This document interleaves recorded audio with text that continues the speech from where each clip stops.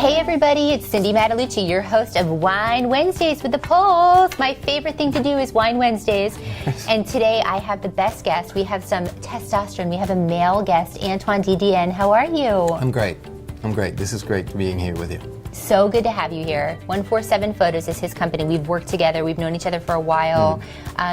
We met each other at the CWI event with Michelle Berquist, Connected Women of Influence. I mean, I'm not a woman, but I am a connected, I love CWI. We did a golf tournament together, and we were actually filming the tournament about 6 years ago, and we met and then worked together on a few projects when he had a different company, and then started working together with you as a photographer on events and everything. So it's so cool. Yeah.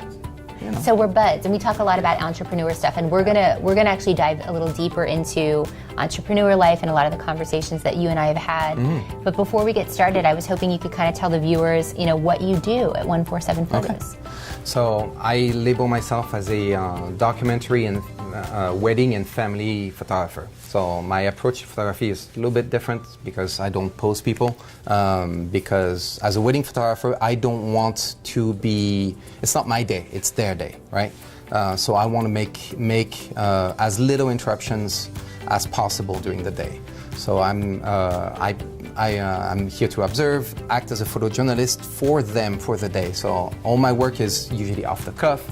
I shoot a lot of in black and white, and I really work on the storytelling aspect of the wedding. So that's why I usually give my couples a little photo film that is included in my packages, just because it tells, a nice, tightly wrapped story for the wedding. So it's kind of a nice gift. And I do the same thing for families. I'll spend the day with the family at home to record the beauty of their routine, of their family life. And I think that's quite important. It's more for them when they grow older than for them right now. Do you know what I mean? Like there is to have something to look at, to view. Yeah, and it just reminds you how the quirks of your family, of the little idiosyncrasies that we all have. Well, I love that it's so candid. Different. I love that that's what's so great about you, is you capture that candid.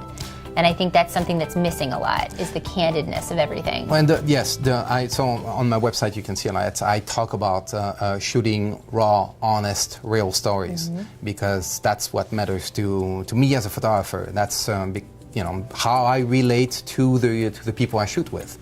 It's kind of that. I love that, and he's so good at what he does. I mean, he really does capture some amazing candid photos. So I respect everything that you do. Thank you. So I want to talk about you being an expat from France, because you lived in France for like half your life, like rural France. Yes. And then you came to California. So you were an only child. I am. And then I kind of want to know, I mean, in France, who were your role models? One thing that America knows to export really, really well, it's its cultures. It's pop culture, mostly TV, film, and all that stuff. And I was fascinated with movie making and filmmaking when I was, like in my teens.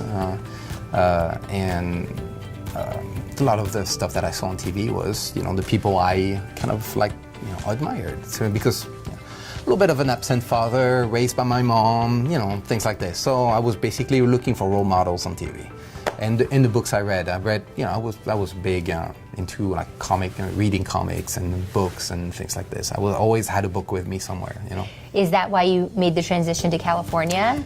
Yes. It's kind of how I landed in California. I came to the U.S. the first time as an exchange student when I was 17, because I was being bullied in my hometown, because you grew up with the same people around you your entire life.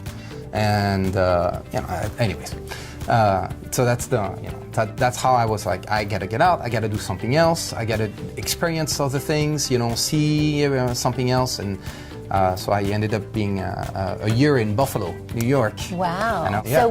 So what was it like transitioning? Like when you moved out here, was it really hard to adapt to being from to California? Was that hard for you to do?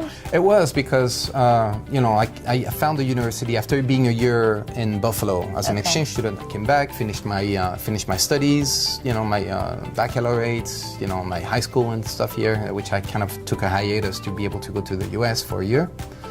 And after that, I found a university that would allow me to come back to the U.S. As a, to finish my, just to finish my my 4-year college degree. Wow. And I saw the flyer for USD, and I was like, I want to go there. This looks nice, basically. That's kind of how I ended up in San Diego. I love that. And now he has his wife, Glenda, who's so amazing, Yes. and 2 beautiful kids. Yes. And she keeps you in check, I know, Yes. which is good. Everybody needs that. So I want to kind of dive into entrepreneur life, because this is something that you and I have talked about quite a bit. Yeah. It's not easy being an entrepreneur. We know that. It's definitely always a struggle. Hustle, hustle, hustle. So I want to talk about Right. something that we were talking about. So Antoine and I have worked together on events, and we were at an event one time, and usually he's like, I got to go, I have to be here, I got to go home to my family. And so I remember one night we were at an event, and you're like hanging out, and I'm like, Antoine, don't you want to go? Like, what's going on? You can go. And you're like, Cindy, if I just stay a little bit longer, the kids will be in bed. It's been one of those days. And so you were so honest in that moment, and I thought that's so important. Like, let's talk about that. Yeah. Like, how is it with you balancing everything? Because it's not easy being an entrepreneur, No. struggling, you're doing events, 2 kids.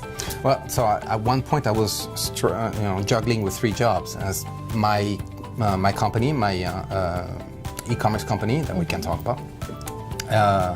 I was a stay-at-home dad, and I had a side job also to help me make ends meet, basically, right? So sometimes you need the relief, like of not having to deal with your kids for 5 more minutes, Just 5 minutes. Yeah, it's basically that's it's being a dad. Yeah. So I know, and that's another thing I want to kind of dive into, because I know we're going to kind of get into like the transition of working, because you weren't always a photographer. No, I mean, you didn't it's a start very as recent a thing. photographer. No, yeah. So, I mean, maybe we should dive into that. I mean, Yes. you had a sales and a marketing background, you were a CEO, you started, different companies. I mean, kind of walk us through that a little bit, as far as like, you were in a certain industry and then you had to transition to being a photographer, Right. which is something you didn't do before. Right. It's strange because I've always, in terms of my career, I've always feel like I've taken side steps, trying different things that I was trying to fit in. I was trying to, some things I was like, this is my new thing. I love this. I want to do this for the rest of my life. And after doing this for like 3-4 years, I'm like, maybe not. So what's my next step? And now, because I've lived abroad in different countries, I feel like I'm agile with making, we're making a change with starting from scratch. So that being an expat taught me that of like, stay on your toes, if this doesn't work, just refocus, change, think about it, refocus, and let's go, So it made you stronger. Yeah, it totally made me very flexible and very adaptable to change. But, as the older you get, harder it becomes, honestly, You start being a little bit more settled, get kids, and all that Responsibility. stuff. Yeah. Well, I guess what I kind of want to find out is I think it's really humbling that you did whatever you could do. You said you were stay-at-home dad, but you took like 3 jobs. Yeah. So I guess the point is out there for the viewers. I mean, it's not easy. Like, you might be an entrepreneur and you might say, hey, I'm going to quit that corporate job, right? And I'm going to take the leap, which I did at Paychecks. Yeah. And I didn't have any experience in filming and doing all this stuff. Oh, I'm going to create a TV show. I'm going to write it. I'm going to be a host. I'm going to, oh my gosh, it's a lot. So I guess my thing is, giving the viewers that hope of sometimes you got to do what it takes to get there, right? And it might be working 3 jobs. It might be doing what ends meet until you can get what you're doing full time, right? Yeah. I had this e-commerce company, which is how we met. It was, so we can talk about it. It was a fair trade e-commerce company where we sold fair trade jewelry and donated part of our revenues to nonprofits that worked on women's rights. So this is how we were connected to CWA. Yes. And you had a partner that you were working with. Yes, Linda Amaro. We love Linda. Yes, and Daniel as well. So we founded the company together because we all were on board with the same mission. We worked really hard on this, but after, I think after 4 years, I took a trip to France, and coming back, I just had completely burnt out, basically. I just had completely burnt out. So were you at a lowest point for you? Yes. Psychologically, I was pretty low because it's your baby, right? It's like the pulse, it's your baby. So you carry these things at arm's length, and you put so much effort and so much energy and so much work into it that not seeing it come to the fruition the way you wanted it to, it just took a toll on me. So after coming back from a trip to France to see my family, it just kind of dawned on me that I can't keep doing this. I need to make a change for me, for my family, and after being a full-time stay-at-home dad for something like 6 months, basically photography was staring me straight in the face. It was kind of the way I came to moving my career forward and changing it. Was that a defining moment for you, would you say? For sure. I mean, was that like one of the things that really stands out to you? Yeah, when I was in college, I almost left. I dropped out of college to go to film school. Like, I was this close, but I did not want to. You didn't know that. I didn't know that. I did not want to disappoint my parents because they were paying me they were paying quite a bit of money for me to be in the United States and get a degree and all that stuff. There's that guilt. Yeah, I was totally guilt-driven. So I completed my studies just because I wanted to give them compensation for what they had given me. And I honestly felt until I discovered photography that I was swimming through mud, basically. Now do you feel like, wow, this is what I was born to do? Oh, 100%.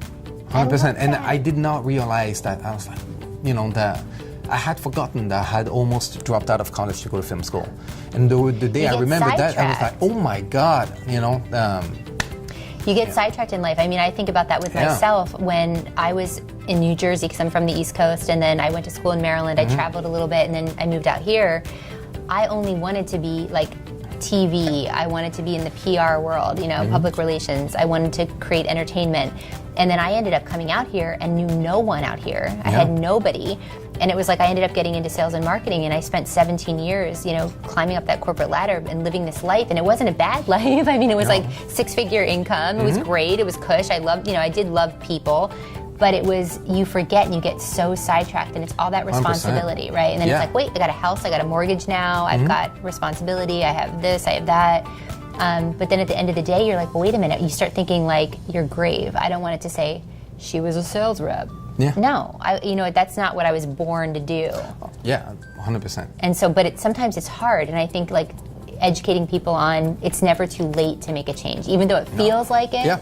But you were older when you made the change. I know, I was in my mid-30s when I discovered photography. I didn't become a professional photographer until my late 30s, very late 30s. I was 39, yeah. So, I mean, it's, talk about a midlife crisis.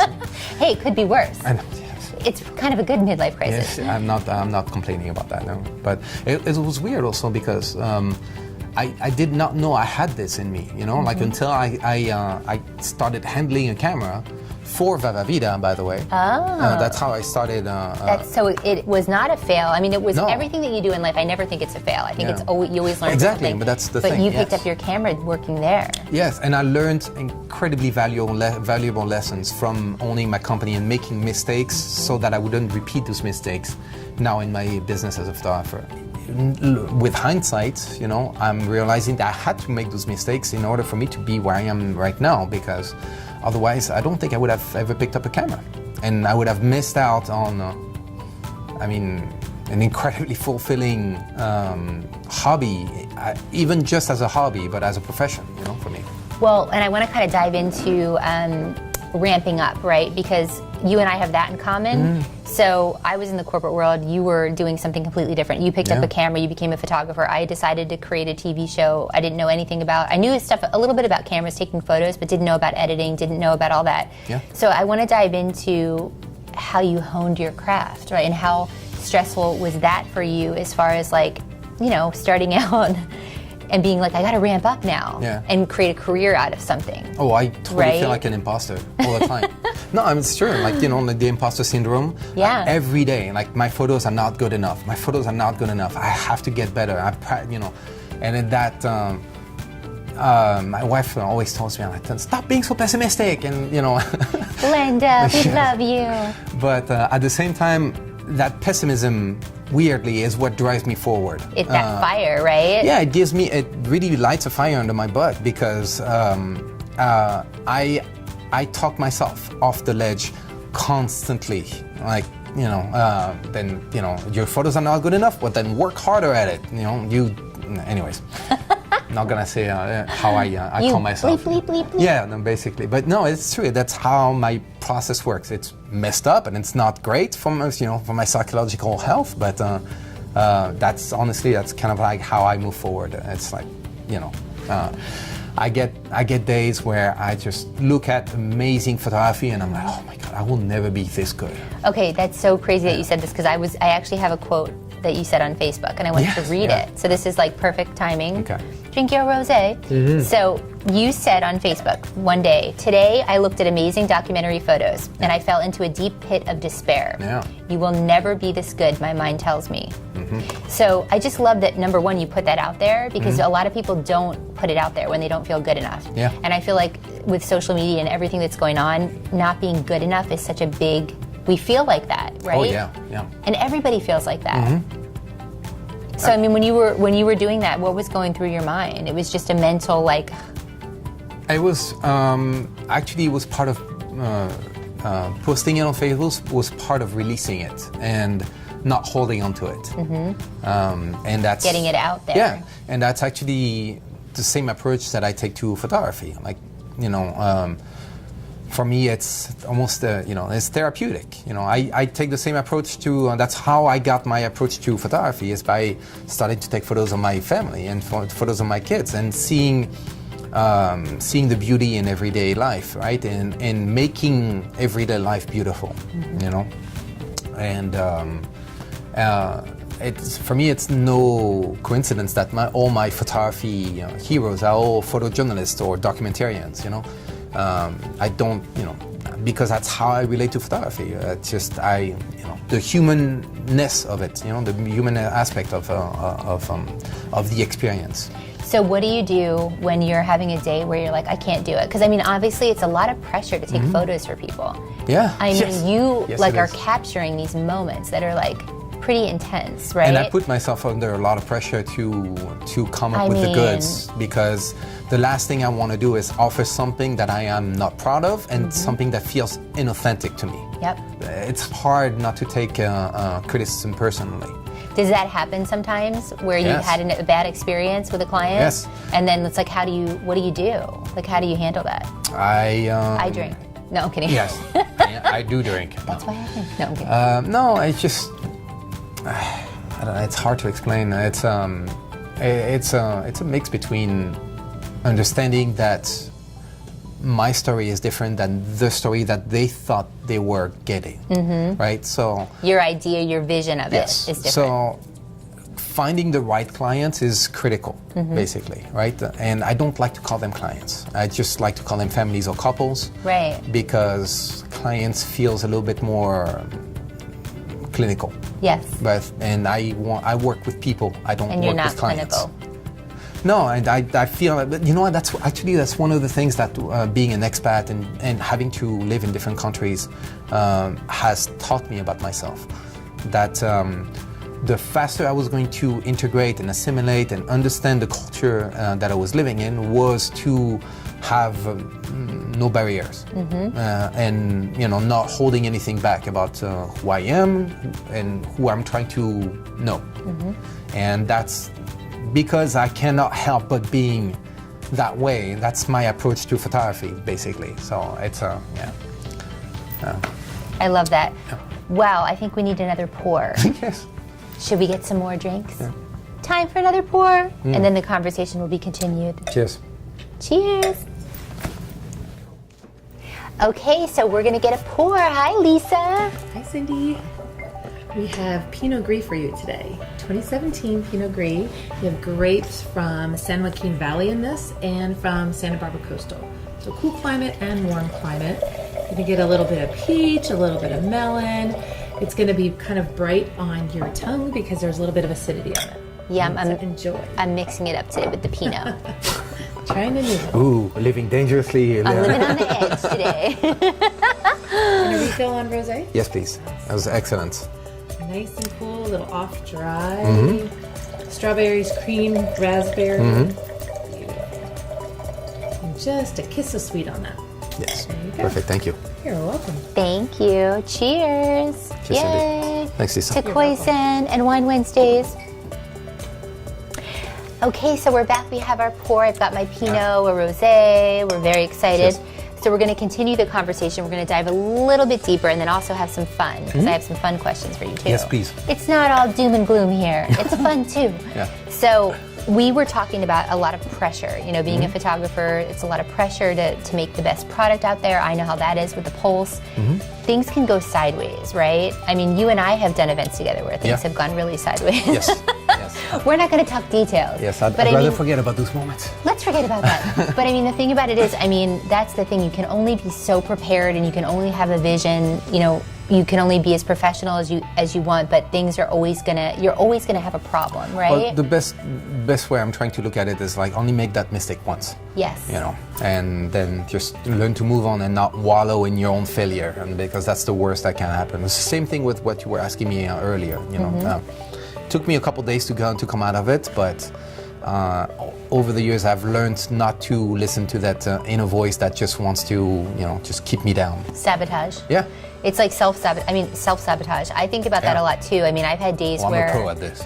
yeah, Self-sabotaging. but I kind of feel like if you really think you're that great, I mean, good for you. I'm happy for you that you have that much of a positive attitude. But I feel like you have to have a little bit of doubt in there because that's the fire that makes you burn, and it only makes you better. So like a lot of people talk about competition and competitors, right? And I feel like when you look at what's out there, it's always good. I always want to raise my game, right? So when I see people out there doing things that are so great, I want to be that. I want to raise my game. Yeah. You know, and I feel like there's that fire to do that. But I guess what I want the viewers to know is we've all had those moments where, I mean, I've cried and I thought, did I do the wrong thing? Am I in the right industry? Like, am I doing the right thing? Like, God, give me a sign. Just tell me today that I'm not making a mistake. I mean, I think everyone goes through that, right? Yeah. And it's normal. Yeah, well, yes. I mean, it's life. It's life. If you don't have place for doubt in your life, then I don't think you're doing it right. Because life is messy. You know, I've been with my wife for 18 years now. Wow. Yeah. We met in 2003. What am I saying? 2000. We met in 2000. You guys are so cute together too. Thank you. It's 18 years together. If there is no place for ups and downs and doubting and just, but still like plowing through, you're not doing it right. I love that. Life is messy. I think that's really a great thing to take away from this is nothing is perfect. You can filter whatever you want, but you can't filter your life, right? I mean, life is messy, and that's the beauty of it. That's what we need to embrace. And again, that's my approach to photography is like this because I think it's also a way for me to processing that stuff in my life, So I'm doing it for other people, but I'm also doing it for me. So I have a few fun questions and some good questions. What was your favorite moment that you ever captured? Do you remember? Yes, my kid's birth. Oh. Yeah, especially my second child, because the first one photography was not in my life yet, and I have very little physical memories of my kid's birth. My first child, but my second, it was Oh, I love that. I was shooting and holding my wife's hand the entire time, basically. So, what would you say like your pet peeve is? What chaps your ass? And I got stuff I can tell you that chaps my ass. But what chaps your ass? So, oh my God, I'm gonna get in trouble. That's okay, we like that. I hate. So because I'm a photographer, I hate khakis, white shirts, rolling up your pant leg and having a family portrait on the beach. Hate them. Tells me nothing. It tells me nothing. Everyone's about looking that. at their Instagram like, oh crap, I have that. Oh no. It tells me nothing about who those people are. Because it's not what they would wear normally. But yeah, and nobody wears that. Nobody. What are you? Are you one person or are you a family? If you're a family, you guys are all different. Like wear what you would wear. Like be people. Who Don't you be are. like That just drives me crazy. I don't understand it. That's. Do you tell your clients that too, like before Yes. you do it? Like, don't wear the khaki pants. Look, honestly, like clients that come to me in the first place, they're just not that type of clients. Okay. I respect the photographer's skill. I usually try to coach the people I work with, the families I work with. I try to coach them into saying, look, come as you are, come as you really are. Don't hold back. I don't want that. For me, that makes my experience with them just all that much less interesting.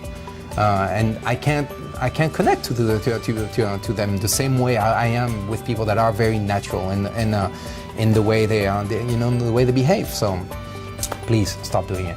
Stop it. Yes. I hate when I'll call someone because I'm old school. Yeah. I still call people. I mean, you should still call people. And I leave this long message, and I'm like, oh, I'm telling them all this stuff, and then You and me both. then they never listen to your voicemail, right? Yeah, and then they call you back, and you're like, hey, did you get my message? Oh no, I didn't listen to it. Yeah. You're like, really?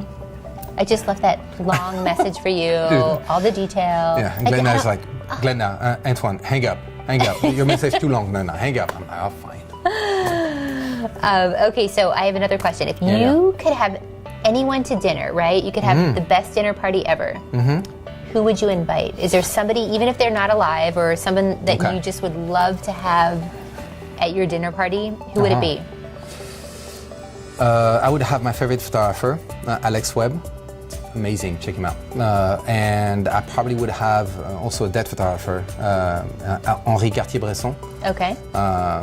Very influential in my style of shooting, and probably Barack Obama. Wow. So I know since you're French, you have to have a good wine, and you have to have a favorite wine. You have to be a little bit of a wine snob. Yes. Do And you no. have a favorite wine? Oh, okay. So my snobbishness when it comes in terms of wine is with champagne. That's the only the only snobbishness that I have. Okay. Is champagne. So you've carried the snobbishness of France Yes. to California for the champagne. I mean, it's my responsibility as a French person. I have to kind of, hold up the Is it the Pierre tenements. Jouet? What is it? Actually, I really I like love Pierre Pierre Jouet. Yes. It's one of my favorites. I'm a champ snob too. I remember very specifically a Perrier. No, it's not Perrier.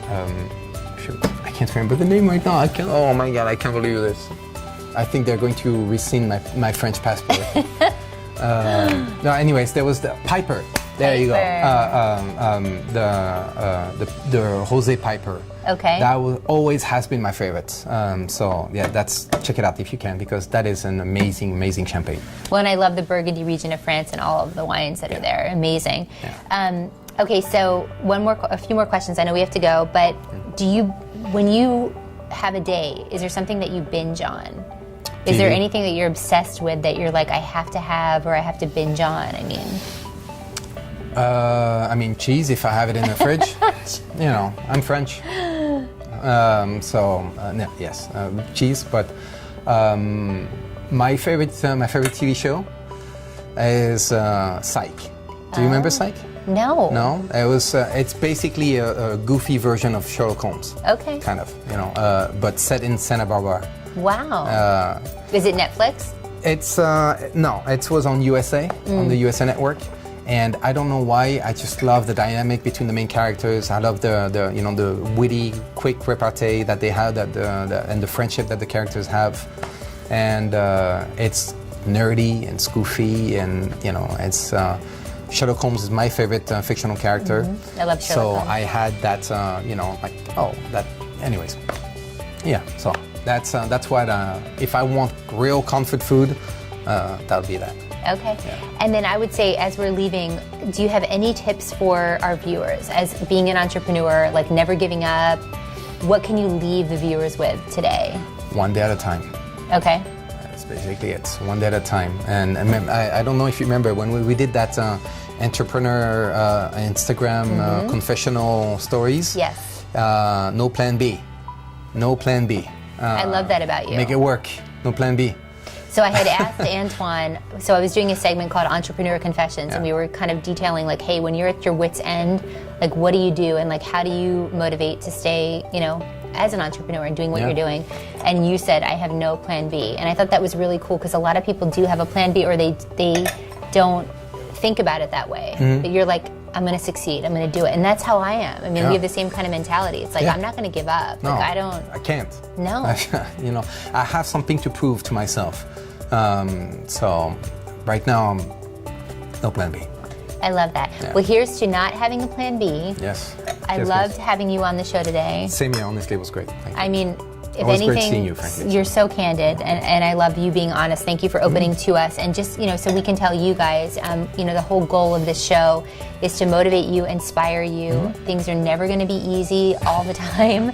I wish every life was a filtered picture. That would be perfect, but it's not. So, you know, we want to just, you know, leave you with, just don't give up. You know, if you're doing what you're meant to do and what you're passionate about, things are going to work out. And there's no fails. Everyone's going to have them, but it's going to bring you to the next stage of your life. Exactly. So cheers. Here's to Wine Wednesdays and to Koizen, our sponsor. Thank you so much. Awesome and wine. we'll see you next time on Wine Wednesdays with the Pulse. Bye. Bye, guys.